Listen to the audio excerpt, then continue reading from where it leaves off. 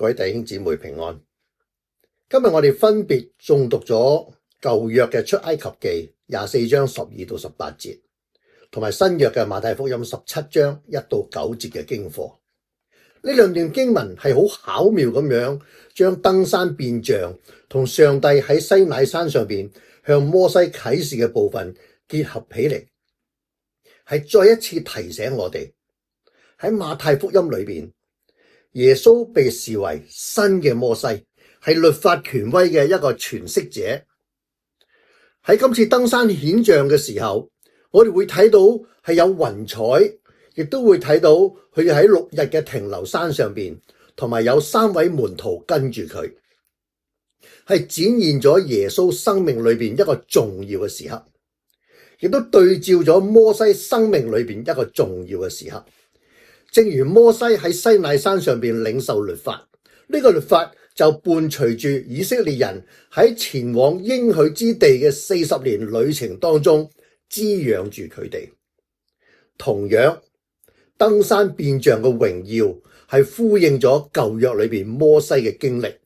亦都係為咗滋養主耶穌最親近嘅門徒，陪伴佢哋經歷苦難。同樣亦都係為咗喺呢個大齋期嘅40日裏邊滋養住我哋，引領我哋走向十字架天國嘅救恩。耶穌登山顯像係以6天後開頭，我哋都可以喺舊約作為一個對照。喺出埃及記24章1節，耶和華就對摩西講：你同亞倫、拿答、亞比戶並以色列長老中嘅70人都要上到我這裏來，遠遠的下拜。耶和華嘅榮耀就停喺西乃山，見到雲彩遮蓋住個山6日。第7日佢喺雲裏邊呼召摩西。咁新約嘅馬太福音就話啦，過了6天，耶穌帶着彼得、雅各和雅各的兄弟約翰暗暗的上了高山。馬太話過了6天，喺6日之前，我哋知道彼得係承認耶穌係彌賽亞，係上帝嘅兒子。喺當時門徒之間一定係相互討論耶穌之前令到佢哋震驚嘅教導同埋言論，就係關於十字架嘅道理。耶穌喺當時第一次亦都預言自己即將受難同埋死亡，同佢最後得榮耀嘅事。但係當時西門彼得係拒絕接受呢個事實。6日喺聖經裏面係具有預備嘅含義。耶穌係讓佢哋有時間去思考同埋默想，讓聖靈喺佢哋裏邊作工。6日結束之後，主耶穌就預備佢哋會領受新約嘅第一次嘅安息日。佢哋會預先睇到耶穌基督復活得榮耀，佢哋會睇到上帝國度嘅榮耀。耶穌要佢哋成為基督榮耀嘅見證人。因為上帝為以色列人制定嘅律法規定，一件事必須由2-3個證人嘅供詞嚟到確定。喺申命記19章15節就話啦，唔可以憑一個人嘅口作見證，總要係憑住2-3個人嘅口作見證先能定案。當3位證人為一件事提供獨立證實嘅供詞嘅時候，佢哋嘅供詞就成為律法規定嘅事實。喺新約時代，主耶穌話要憑2-3個人嘅口作見證，句句都可定準。所以我哋確實知道耶穌揀選呢3個門徒係為咗今日經文裏邊嘅事件作見證。第2節話啦，就在他們面前變了形象，臉面明亮如日頭，衣裳潔白如光。耶穌變像係乜嘢意思啊？變像唔等於變形喎，變形即係好似毛毛蟲變成蝴蝶，或者係蝌蚪變成青蛙。變像嘅意思就係形式或者係外觀嘅改變。喺呢段經文裏邊，耶穌嘅改變唔係佢嘅形狀或者佢嘅身體改變，而係佢嘅外表，佢嘅外貌發生咗變化。佢嘅面明亮如日頭，佢件衫潔白如光。耶穌係閃耀住上帝嘅榮耀喺人面前。我哋嘅主耶穌喺貧窮同埋謙卑之下，喺血肉之軀之下，佢隱藏咗33年嘅榮耀，而家可以親眼證實佢喺天上嘅完全嘅榮耀嘅形象。我哋喺馬可福音裏邊亦都可以睇到，形容耶穌嘅係衣服放光，極其潔白，地上漂布的沒有一個能漂得那樣白。耶穌嘅面容改變咗。耶穌原來嘅面貌係點嘅呢？我哋會透過先知以賽亞講，佢嘅面貌比別人憔悴，佢嘅形容比世人枯槁。而如今3個門徒所睇到眼前嘅耶穌，已經唔再係普通人嘅樣式，而係滿有榮光。正如彼得話過，嗰個係極大嘅榮光；約翰話過，嗰個係父獨生子嘅榮光。呢個唔係就係耶穌復活之後顯現嘅預告片咩？係使門徒預先睇到，並且親身經歷基督復活嘅榮耀。但係呢個時候，經文話，忽然有摩西、以利亞向他們顯現，同耶穌說話。摩西同以利亞出現，同耶穌講話係乜嘢意思啊？摩西係上帝喺西奈山頒布律法嘅工具，以利亞係舊約裏邊上帝最著名嘅先知，以利亞係眾先知中唯一被提升上天，冇經過死亡嘅先知。第二，馬拉基書話呢個係末日之前，上帝要差遣以利亞到地上。摩西同以利亞嘅顯現唔單止係見證咗基督係律法同先知嘅總結，並且係見證律法同先知所預言嘅上帝國度喺基督身上實現咗啦。所以當摩西同以利亞一齊同耶穌顯現，證明咗耶穌講過，有人在未嘗死未之前，必看見人子降臨在他國裏。路加福音9章31節同樣記載話，摩西、以利亞兩個人喺榮光裏邊顯現，談論耶穌去世嘅事，即係話佢喺耶路撒冷將要成就嘅事。佢哋有討論上帝國度將要進入一個新嘅階段。跟住落嚟，我哋就即刻聽到彼得好似佢經常做嘅咁樣，係不假思索、好衝動嘅行事。第4節話，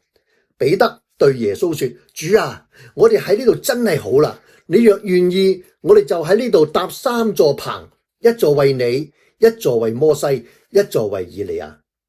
如果你覺得自己真係一個信心軟弱、行動又愚昧、魯莽嘅，你大可放心。你並唔係孤單一人，你唔係唯一嘅一個。喺新約裏邊係舉出一個又一個好似彼得缺點嘅例子，好似佢試圖喺水上行走失敗咗之後，大聲嗌；佢喺客西馬尼園貿然拔刀斬咗大祭司僕人嘅耳朵落嚟。盡管彼得吹噓自己係點咁忠於耶穌，甚至話要與佢同死，當捉拿耶穌嘅時候，彼得仲誠惶誠恐、羞愧咁樣躲避一個婢女嘅指刑，甚至3次話唔認識主。而家當彼得喺天上嘅榮耀面前，佢仍然喋喋不休咁樣談論要起3座棚。主耶穌乜嘢都冇講，相反嘅係父上帝介入咗佢哋。第5節經文話，說話之間，忽然有一朵光明嘅雲彩遮蓋佢哋，且有聲音從雲彩裏出來說：這是我的愛子，我所喜悅的，你們要聽他。大家仲記唔記得當摩西上西奈山接受上帝嘅律法嘅時候，上帝嘅同在係被描述為覆蓋山頂嘅雲彩。我哋縱觀以色列嘅歷史，原來上帝經常係以雲嘅形式出現。當以色列人喺曠野漂流嘅時候，我哋會睇到白天係雲主，夜晚係火柱，雲彩係表明唯一真實全能嘅上帝即將顯現。大家亦都清楚明白，冇人能夠直視上帝而存活。我哋人只可以聆聽上帝嘅聲音，而唔可以直視睇到上帝。聖經裏面有好多關於上帝嘅話嘅經文，但係上帝真正向所有人講說話，可以聽得見佢把聲嘅段落唔係好多嘅。而家我哋聽到上帝話，這是我的愛子，我所喜悅的。如果我哋仔細思考呢啲說話，我哋都同時會諗起呢個係同耶穌受洗嘅時候喺天上發出嘅話語係相同，係以此嚟確認耶穌嘅身份。或者彼得想起三座棚，為嘅係將呢段至高榮耀嘅經歷永遠咁樣定格喺佢嘅目前。當天上嘅聲音話你們要聽他嘅時候，意思就話你哋已經接受同埋將會接受關於彌賽亞受苦使命嘅教導，並且會從中學習作為佢子民嘅使命係乜嘢噶啦。天下間點解好似你彼得咁頑固不化嘅人呢？因為你一早已經知道呢一位係基督，你都認定佢係基督。如今你喺咁榮耀、咁明確嘅啟示裏邊，呢度只係得一位基督，何必需要三座棚呢？登山變像嘅目的係恢復耶穌嘅榮耀，使我哋嚟睇到上帝嘅本相。佢係上帝。道成肉身唔係上帝嘅本相，亦都叫人能夠專注喺基督，而唔係專注其他人或者係其他嘅事。我哋唔好轉移目標。但係彼得喺呢個時候卻將摩西、以利亞同基督列作同等，係一個錯誤嘅諗法。起三座棚喺山上更加錯上加錯，所以上帝阻止彼得繼續說話，並且宣告基督係上帝嘅愛子，你哋人要聽從佢嘅說話。弟兄姊妹，我哋基督徒一生最難學嘅功課就係點樣專注上帝嘅愛子，如何定睛喺耶穌身上。但係有啲基督徒就好容易喺上帝嘅愛子之外去珍惜，甚至去推崇高舉其他嘅人同埋事物。彼得對三座棚嘅反應就講出，當人信主之後，亦都會將好多人同埋事物喺有意無意之間看作同基督係平等嘅，甚至取代埋基督。因為世人真係好中意喺基督以外尋找依靠，係自己可以睇得到嘅、摸得到嘅，覺得係自己有把握嘅。喺人嘅觀念裏邊，如果淨係講基督好抽象，如果能帶入啲可以我哋摸得到、睇得到嘅嘢，就好似摩西係拎住10條誡命嘅，以利亞嘅大能，我哋世人先覺得有平安，覺得可靠。好少人會話我乜嘢都唔要，我只要基督，我乜嘢都唔想得到，我只願得到基督。我邊個都唔願意跟隨，我只願意一心一意跟隨基督。我呢一生就係要享受基督，經歷基督，得着基督，讓基督充滿，讓基督運行喺我哋嘅一生。喺我一生裏邊，我乜嘢都可以冇，我唔能夠冇基督。我又會睇到全然信靠信服嘅使徒保羅喺腓立比書3章第8節就堅定咁話，我也將萬事當作有損嘅，因我以認識我主耶穌基督為至寶。我為他已經丟棄萬事，看作糞土，為要得着基督。所以上帝喺呢度再一次大聲咁樣話俾世人聽，唔單止耶穌係佢嘅兒子，唔單止耶穌喺呢個世界上完美咁樣生活咗33年，而且佢係唯一一個可以背負世人罪孽，用佢寶貴無罪嘅血付出代價嘅人。出於咁嘅原因，你同我以及所有嘅人都應該要聽佢嘅。呢度就呼應咗上帝喺耶穌受洗嘅時候給予嘅啟示，同時亦都增加咗一件非常重要嘅命令，就係話要聽從他。就好似嗰啲年幼嘅細路仔，好多事唔明白，但係只要佢哋聽從父母嘅說話，就唔會走偏。作為基督徒嘅我哋都係一樣，我對主耶穌嘅教導，我哋只要遵行，亦都唔會走偏路。第6節，門徒聽見就俯伏在地，極其害怕。耶穌進前來摸他們說：起來，不要害怕。門徒呢度極其害怕嘅反應，同以色列人喺西奈山聽到上帝聲音嘅時候反應係一樣嘅。喺啟示錄第1章裏邊，我哋睇到復活得榮耀嘅基督喺教會之間行走。老約翰睇到主耶穌嘅反應，亦都係如此。喺啟示錄裏邊，主耶穌亦都同樣咁樣用手按住老約翰，並且要佢不要害怕。呢度就係耶穌用異象向佢嘅僕人啟示，教導佢哋明白奧秘嘅事，並且要佢哋傳講見證所領受嘅啟示。有咗呢啲新嘅啟示，門徒同耶穌開始落山，繼續佢哋嘅旅程。